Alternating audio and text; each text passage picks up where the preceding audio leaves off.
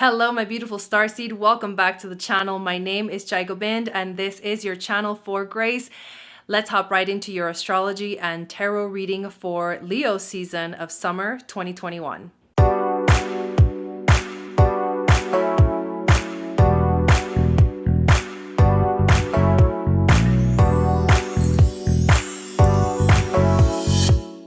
All right, Capricorn, let us hop right into the astrology first. I'm going to click on over to your chart so you can get a more powerful visual of what I'm talking about, and it'll help a lot of you understand the transits. This is also, I will say, this specific chart is for a Capricorn rising. However, a lot of the messages that come through are very much intuitive and they are channeled. And so this is also for Capricorn, Sun, Moon, and Venus. And we will do the tarot reading right after this, which brings in more of those psychic energies. But the very first thing that is happening this month is that the sun is moving into the sign of Leo. This is going to be an 8th house transit for you. This is interesting. 8th house is the house of death, change, and transformation. So the focus for these next 30 days is change and transformation. And the best way to get through 8th house transits is to let the tower fall. Let things change, because they're going to change anyways. The change is here no matter what. You can't prevent it. You can't stop it from happening. It's better to just surrender to it than to try to resist it, because the more that you resist, the harder it's going to be. We just also saw Venus move into the sign of Virgo, and she entered your 9th house of spiritual integration, which is actually a beautiful transit. Venus is the goddess of love and beauty. She's going to bring expansion for you in terms of integrating your spiritual journey that you are on. And she's going to help you to see the beautiful things in life. And she's going to help you see things from a higher perspective. We will also see Mercury move into the sign of Leo, which brings in the ability to communicate and speak about all the change and transformation that you're experiencing. And then right away, we see the full moon in Aquarius on July 23rd. This is a full moon that is happening in your 2nd house of values, money, security, being grounded, the Empress, the goddess, also could be the High Priestess energy, but it's mostly the Empress. But this is about illuminating this area of your life. And for you have a very unique way of making money. You have a very unique way of bringing abundance in. You like to focus on the future and you like to set goals. So this moon is going to highlight things in your life that have to do with your finances, how you bring abundance into your life, how you ground yourself, and whether you feel secure within that. And also what is of most important value to you. Mars also enters the sign of Virgo, which means he enters your 9th house as well. And this is your drive on July 29th and your action being asked to focus on your spiritual journey.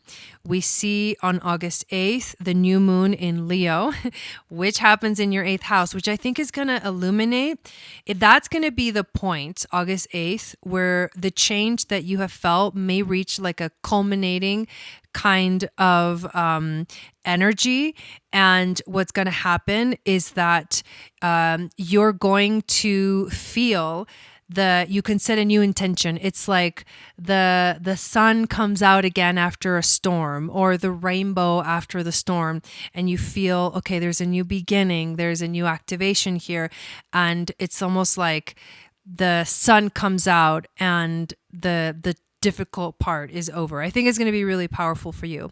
Then Mercury enters the sign of Virgo as well. So a lot of focus on your 9th house of spiritual integration, now being able to communicate and talk about things. Also get yourself organized in this area of your life. Venus does eventually move out of Virgo and enter the sign of Libra, which means she's in dignity, and she enters the 10th house, which is your ruling house. She is the lesser benefic, but when she shows up, she gives you good luck. She brings in harmonious energies and balanced energies, and almost like sometimes even angelic, like the angelic realm starts to surround you when you show up for the world, because that's really what the 10th house is all about, is you showing up for the world, you in your quote unquote career, but you also in your life path and how you're just being in the public eye. And a very beautiful energy comes into that house. We will also see Uranus go retrograde, and that is in the 5th house. He has been transiting this house for you for a while. What happens when Uranus goes retrograde, at least this time around, is that you will experience a strong need to eliminate any unnecessary complications that hinder your freedom. And this different perspective is going to lead to a huge paradigm shift. Uranus is the planet of freedom, so it is the planet that breaks the chains of everything that makes us feel restrained. It tears down walls, and it is that rebel who eliminates traditions with no shadow of regret, offering a new way towards the future. It is a rebel with a cause and with a purpose to raise humanity to new paths. And this is your house of creativity and passion. So you're going to let go of anything that doesn't serve you and start to be with more clarity in a more powerful creative space. And then we finish the month with that second full moon in the sign of Aquarius, which is, again, that duality of the 2nd and 8th houses, which are the 2 houses that have to do with money. That's a big theme for you for the whole month. These are the houses where you're going to feel the most highlight. So just to kind of recap everything, the places where you're going to see the most energy focused in these areas of your life are the 2nd house of money, values, security, the 5th house of creativity and passion, the 8th house of death, change, and transformation, the 9th house of spiritual integration, and the 10th house of career and life path. So those are the themes that you're going to maybe feel and experience the most changes within in your personal life, especially if you are a Capricorn rising. But again, thank you for watching this reading. Let's hop on over to your tarot reading so we can add on to these symbols and this transit reading, and also what your spirit guides want to tell you about this coming month. All right, Capricorn, let's take a look at your cards. We start with these 4 basic tarot cards, which give us the fundamental energy of your reading and for the Leo season. And then I'm going to add cards to this fundamental reading to add more meaning and more symbolism and to pull more clarifiers as to what these, what are the energies really underlying here, the energy here. The other thing I want to mention before I hop right into the reading is that I am diffusing sage essential oil on this really cute doTERRA pilot diffuser. If you're interested in getting one, send a comment below and I will let you know how to get one. And I am also featuring the Leo essential oil roller, which is found on Chandra Sangat's Etsy shop. This is a great way to connect with the energies of Leo season. Let's take a look at these cards. You start with the World card reversed, the Chariot upright, the 8 of Pentacles reversed, and the 8 of Wands upright. So very interesting energy, but we're going to decipher it little by little. So normally when you get the World card, it is the last card of the last major arcana of the tarot. And so it represents the completion cycle of something, or the ending, or you've reached like the ultimate point. The problem with getting this reverse is that it can represent that you actually failed to complete something, or there's something that is still unfinished, or you may feel unfulfilled at this time.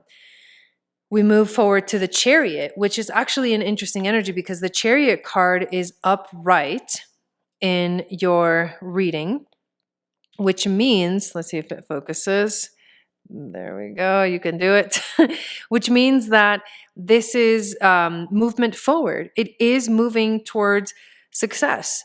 It's going to take assertiveness on your end. It's going to take determination, but the Chariot will take you there. It will give you the ride to the achievement and to making sure that the things that you desire really do manifest. And remember that you are dealing with the second and eighth house duality with these transits of the month, which means that they has to do with money.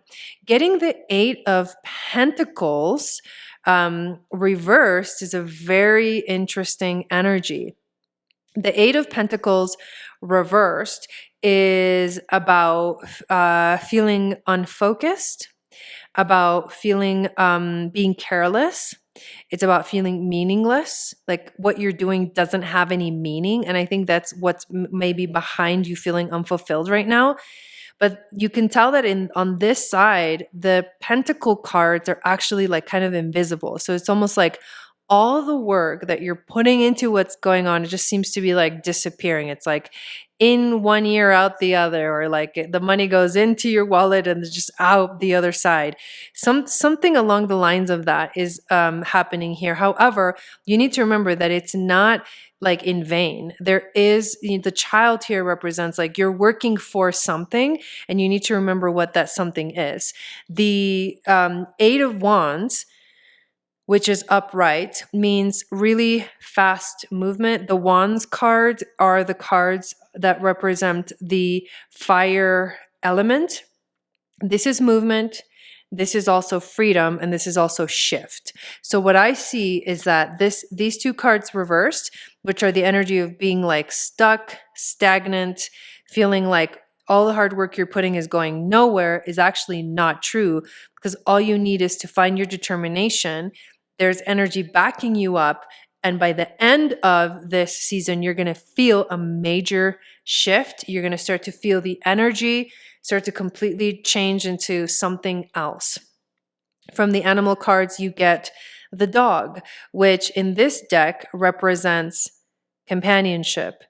The dog is also about loyalty, being loyal, expressing your loyalty. I think that you may also be feeling a little bit lonely for some reason, maybe lonely on your path or lonely on your journey. And this is a message saying that you're not alone and that you may actually need to allow yourself to be vulnerable so that you can share in your experiences with others.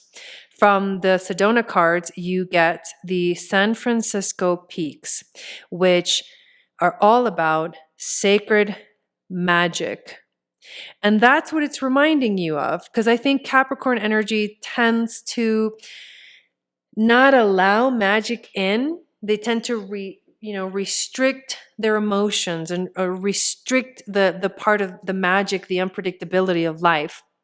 But this is a card reminding you that the minute you remember that everything you're doing has a purpose and that you are the one that can set goals for yourself and move forward with them, you're going to release that pressure that you're feeling about like, oh, I'm not there yet. I didn't complete this that I wanted to do. I didn't quite get there. That can be frustrating for you. But like I said, you're going to start to see a lot of movement towards what you want to achieve as Leo season starts to take shape. Because the Wands is the fire element and Leo is the also fire sign. You get the Starseed Elemental card, which is really beautiful because this is the childlike energy that may be missing. Leo is about being playful. Leo is about children, the inner child healing. This is a card of children are our teachers. Remember to have fun.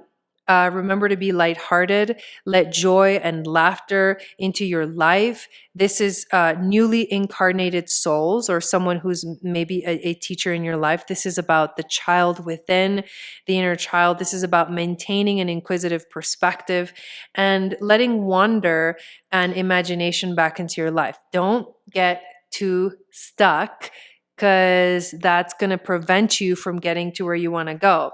And to get unstuck, you need to let your creativity back up or back out, or you need to get inspired again. And that's exactly what Leo season is all about. So you don't need to worry. From the Sacred Sites Oracle cards, we pick a card for connecting to our ancients. and starseed origins. And you get Mount Shasta, which is super powerful. Mount Shasta has the eagle, which is, I just talked about this in a video for the full moon in Aquarius. Wow, that's coming in really strong here, because that full moon in Aquarius, which is happening on July 23rd, is aligned with a star called Altair, which is the eagle, which flies closest to the sun, closest to God. It connects you to your divine essence. And this is asking you to rise above anything that feels minute, anything that feels like it's in your way. The way you're going to move through this sort of block that you're feeling is to see the world from a higher perspective. And the message of this card is to see the bigger picture. You need to find inner serenity. A vision quest, spending a day or a night meditating in a sacred spot in nature can help to silence your mind's monkey chatter. Try seeking out those who offer this experience as a workshop or a weekend retreat. Eagle, the totem animal of liberation, brings you release from emotional enslavement. Your time is coming. Your spiritual quest will unlock your personal power, and in doing so, the destiny of your choosing. Yes, so the eagle is this full moon is going to unlock the key to release that stagnant energy so that you can reach a completion, reach a fulfillment energy. Within you is a great visionary. Your spirit can fly free. Now you have a chance to manifest your ideas with peace as you focus. Will you stay in chaos or move on to a more balanced existence? Expect a messenger who will show you the way. How beautiful is that? I'm going to also pull some cards from the Starseed Oracle deck. And while I shuffle, I want to remind you to make sure to hit that like button, subscribe if you're new, hit the notification bell so you get notified of when I go live and when I upload videos.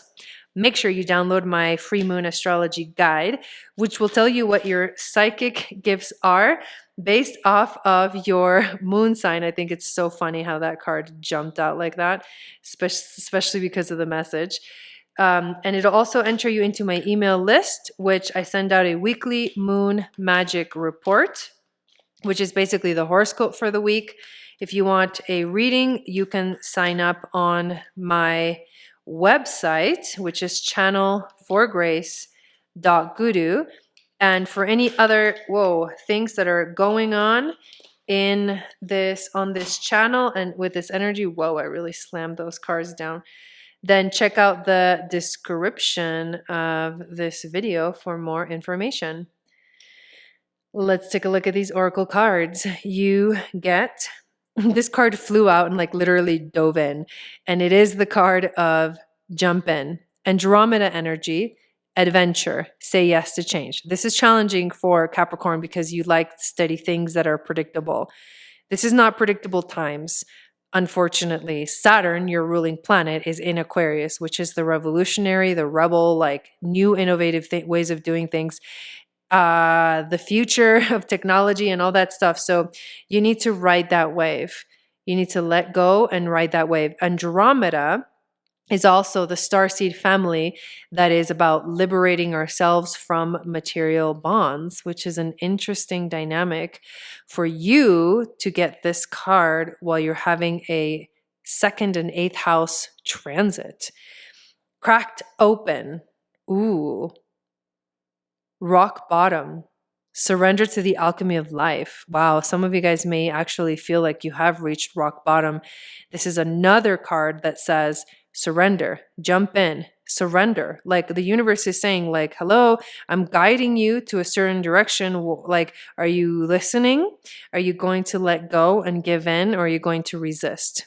And the last card you get is Star Ancestors, which also says hidden secrets, lost wisdom.